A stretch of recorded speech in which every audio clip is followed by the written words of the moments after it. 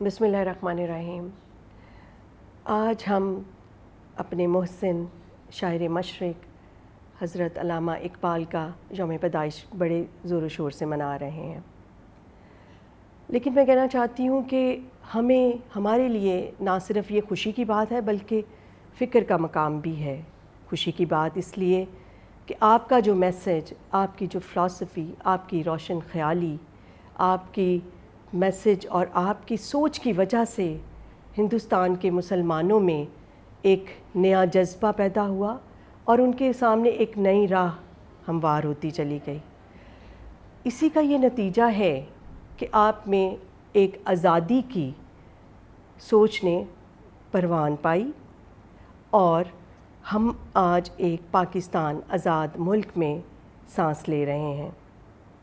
فکر کی بات اس لیے ہے کہ علامہ اقبال کا پیغام جو کہ ہمیں نہ صرف لمٹ کرتا ہے بلکہ بہت وسیع پیغام وہ دیتے ہیں، خودی کا وسیع پیغام دیتے ہیں ہماری معاشرت کے حوالے سے، معاشیات کے حوالے سے، سیاسیات کے حوالے سے، اسلامیات کے حوالے سے.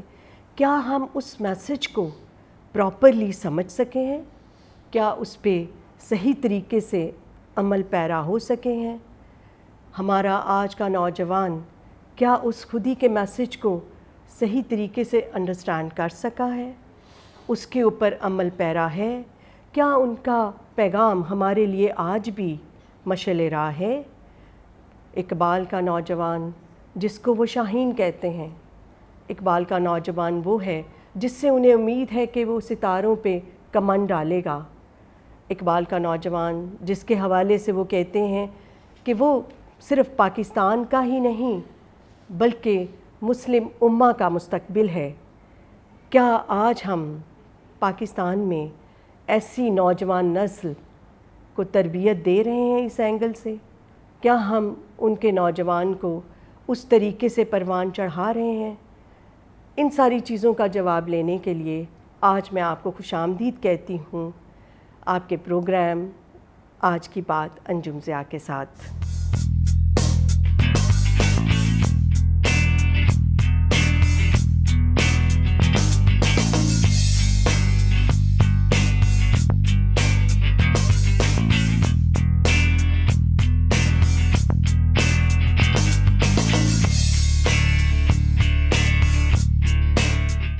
آج ہم جس شخصیت کو آپ سے ملوانا چاہیں گے وہ ہمارے لیے بہت اہم بھی ہے اور محترم بھی.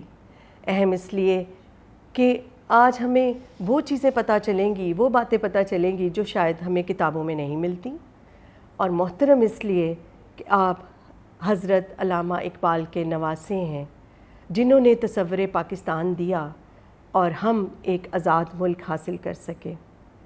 جی، میں بات کر رہی ہوں اقبال صلاح الدین صاحب کی. ہمارے اسٹوڈیو میں اس وقت موجود ہیں. السلام علیکم سر. جی وعلیکم السلام. کیسے ہیں آپ؟ بہت شکریہ آپ نے ہمارے اسٹوڈیو میں آئے، ہمیں ٹائم دیا ہمارے پروگرام کے لیے. میں سمجھتی ہوں یہ ہمارے لیے بہت آنر کی بات ہے. اور جہاں تک آپ کے تعارف کا تعلق ہے، میں سمجھتی ہوں کہ آپ کا تعارف کروانا میرے لیے شاید اتنا مشکل ہوگا کیونکہ ہر کوئی آپ سے آلریڈی جو ہے متعارف ہے اور کوئی نام ہی کافی ہے. بالکل آپ نے صحیح کہا. سر سب سے پہلے میں یہ جاننا چاہوں گی کہ ہم دیکھتے ہیں کہ جب ہمارا تعلق کسی ہستی سے ہوتا ہے، ہمارا تعلق کسی ایسے شخص سے ہوتا ہے جس کی وجہ سے قوموں کی زندگی بدل گئی ہو، تو پھر جتنا قریبی تعلق ہوتا ہے رسپانسبلٹی بھی اتنی ہی آئی جاتی ہے. تو آپ کیا سمجھتے ہیں کہ آپ کے اوپر کیا رسپانسبلٹی بچپن سے آپ نے فیل کی کہ علامہ اقبال کے ساتھ آپ کا تعلق اور اتنا قریبی کہ آپ کو تو لگتا ہوگا کہ میں سب سے فرق ہوں، میں میرے پہ ذمہ داری زیادہ ہے، مجھے وہ نوجوان بننا ہے جو کہ اقبال کا نوجوان ہے. تو اس حوالے میں سے بتائیے کہ کیسے آپ نے اپنے ابھی تک کی زندگی کو اس حوالے سے کس طرح گزارا ہے؟ آئی تھنک ایک نیچرلی شاید یہ چیز ایوالو کی میرے اندر. بچپن میں تو ظاہر ہے مطلب کہ کھیل کود اور اتنا کو پڑھائی کی طرف میرا رجحان نہیں تھا ہوتا. اچھا. تو بس اسی طرح وہ ایک it was like happy Times جو گزر گئے. اینڈ اس چیز کی ریئلائزیشن تھی کیونکہ صرف جو تھا علامہ کا تو اپنا ایک جو مقام ہے یا ان کی کنٹریبیوشن ہے. میرے دادا بھی جو تھے he was affiliated with Pakistan Muslim league. وہ پنجاب مسلم لیگ کے فائنینشیل سیکرٹری تھے اور 1940 کا جو مینار پاکستان پر جو تھا وہ جو جلسہ ہوا تھا, he was in charge of making all the arrangements along with نواب ذوالفقار علی ممدوح. سو مطلب کہ یہ دونوں طرف سے, ایک طرف سے فکری اور ایک طرف سے جو عملی جو انہوں نے پاکستان کا جو سارا کچھ سلسلہ وہ بنتے ہوئے دیکھا. اور میرے والد بھی ہی واز لائک جب پاکستان بنا تو ان کی بھی کوئی 27-28 سال کی ان کی عمر تھی, تو انہوں نے بھی جو ایک یہ چیز اپنے سامنے جو ہے یہ اس کو بنتے اس کو دیکھا, تو وہ سارے واقعات اور وہ ایکسپیرینسز ان کے اور جو تجربات جو تھے وہ انہوں نے ان لوگوں سے مجھے وہ موقع ملا پاس آن ہونے کا. اینڈ ادر دین دیٹ ایسے نہیں لگتا تھا کہ میں جو عام بچے ہیں ان سے ذرا فرق ہوں اور مجھے ان کے جیسا نہیں بننا؟ میرے خیال میں ایک سینس آف ریئلائزیشن, اور پھر اس کے بعد ریئلائزیشن ہو تو پھر آپ میں جو ہے وہ رسپانسبلٹی چانس جو ہے وہ بڑھ جاتا ہے پیدا ہونے کا. لیکن آئی ڈونٹ تھنک کہ ہر ایک میں یہ ہوتا ہے یا لیکن بہرحال جو بھی ہے. پھر میری جو ہے وہ علامہ کے افکار کے اوپر جو تربیت جو کی ہے اپنا, یا جو میرے جو استاد تھے وہ ڈاکٹر جاوید اقبال تھے.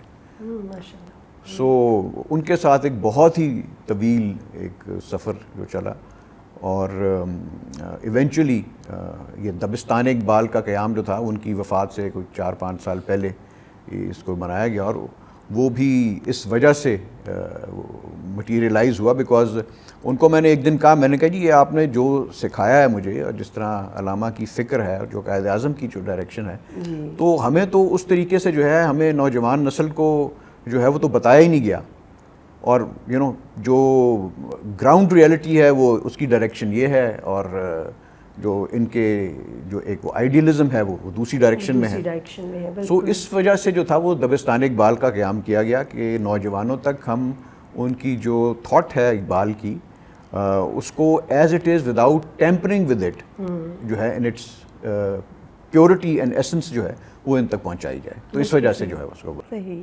تو یہ آپ کو لائک کس ایج میں جا کے پتہ چلا کہ آپ یہ کام کر سکتے ہیں اور آپ ان کے فلسفے کو اتنا سمجھ گئے ہیں, اور آپ کے لیے جو ایک دبستان اقبال کی بنیاد رکھنا ایک آسان کام ہوگا اور یہ کوئی اچھا رول پلے کر سکے گا, یہ کب آپ کو احساس ہوا اور اس میں آپ کی کس نے مدد بھی کی اسپیشلی اس کو اسٹیبلش کرنے میں اور اس کے بعد پھر اس کو رن کرنے میں, اور ابھی کس سٹیج پہ یہ ہے, یہ ضرور ہمارے سننے والوں کے ساتھ شیئر کریں.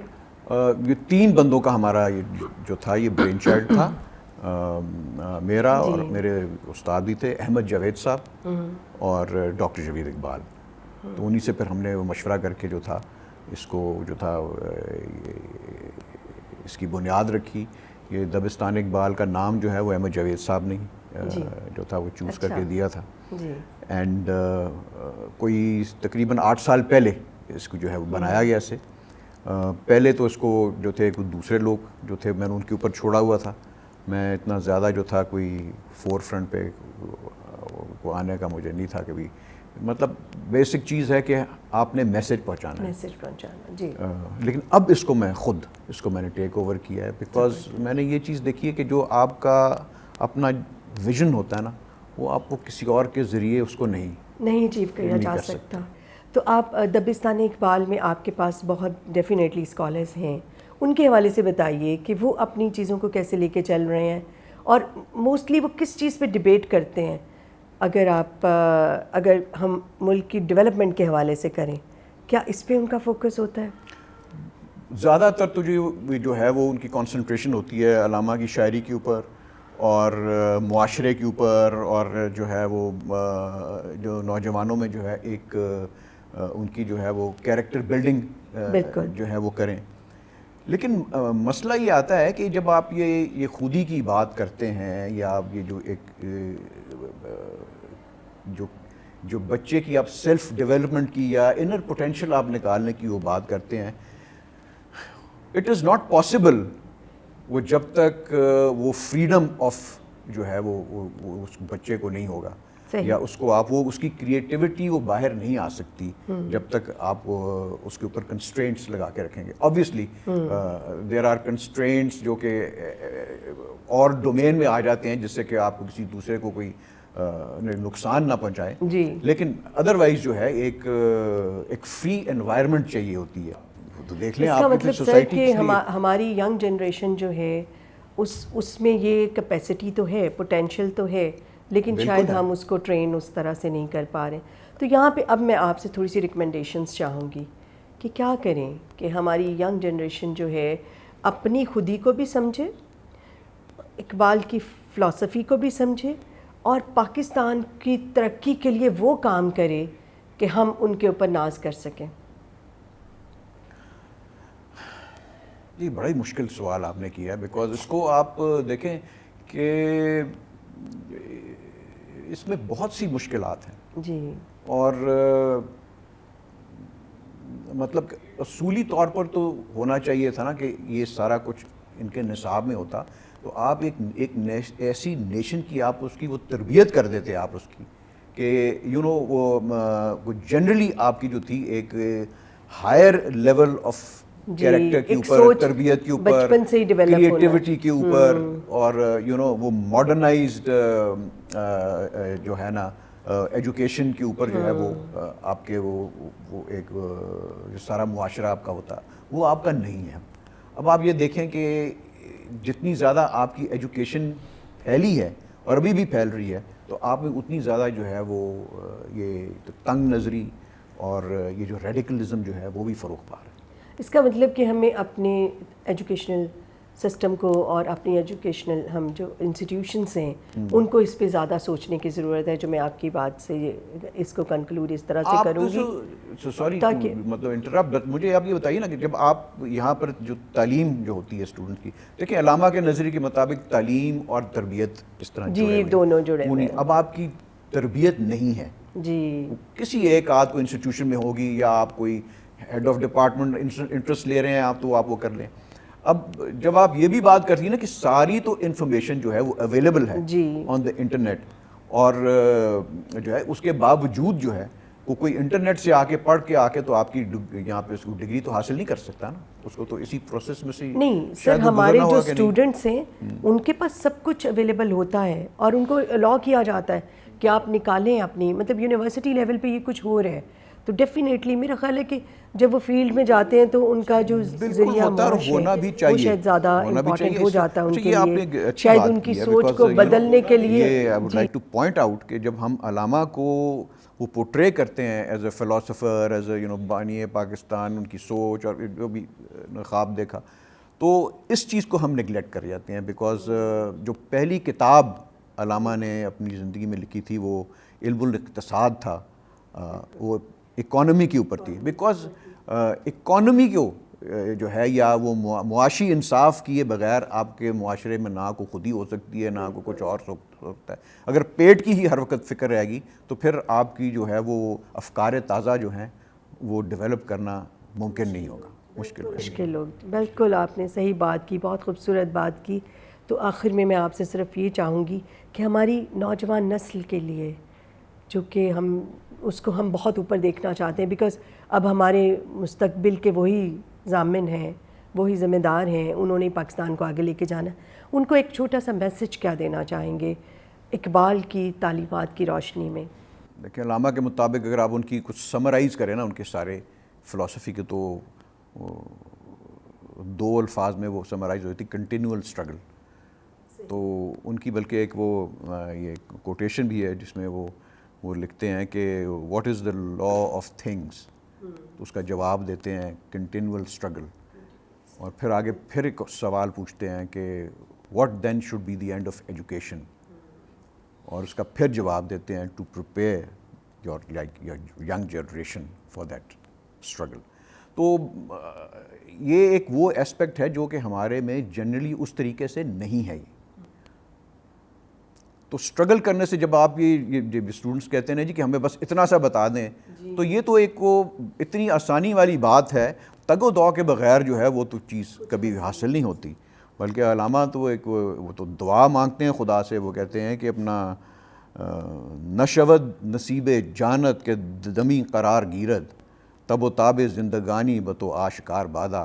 کہتے ہیں خدا کرے کہ تم کو ایک لمحہ کی بھی جو ہے وہ سکون تم کو نصیب میں نہ ہو. یہ نوجوانوں کو کہہ رہے ہیں وہ, اور خدا جو ہے تمہارے اوپر جو ہے وہ زندگی کی جو تب و تاب ہے, اس کی جو تپش ہے, اس کی جو چمک ہے, اس کی جو ہے وہ تمہارے اوپر جو ہے وہ آشکار ہو. تو what he is trying to say is کہ اسٹرگل کے اندر ہی جو ہے وہ اسٹرائیونگ کے اندر ہی جو ہے وہ جو زندگی کا راز جو ہے اور اچیومنٹ کا وہ اسی کے اندر مضمر ہے.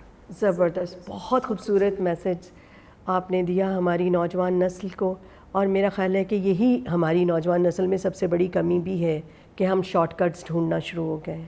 تو اگر آج ہماری نوجوان نسل اس کو لے کے چلے, ان کو اسٹرگل کرتے جانا ہے, تو ڈیفینیٹلی ہم وہ مقام ضرور حاصل کر سکیں گے جو کہ علامہ اقبال کا ایک بہت, جس کو کہنا چاہیے کہ جذبے کے ساتھ وہ چاہتے تھے کہ پاکستانی یا مسلم امہ اس مقام پر پہنچے. سر آپ کا بہت شکریہ, بہت خوبصورت باتیں آپ نے کی, اور انشاءاللہ آپ آئندہ بھی ہم آپ کے ساتھ نشست رکھیں گے. اور میں نے خود بھی بہت لرن کیا, اور میں نے خود بھی بہت انجوائے کیا اس کو. بہت شکریہ آپ کا ٹائم نکالنے کا. تو انشاءاللہ پھر اگلے پروگرام کے ساتھ دوبارہ ملیں گے. ڈاکٹر انجم ضیاء کو اجازت دیجیے. اللہ حافظ.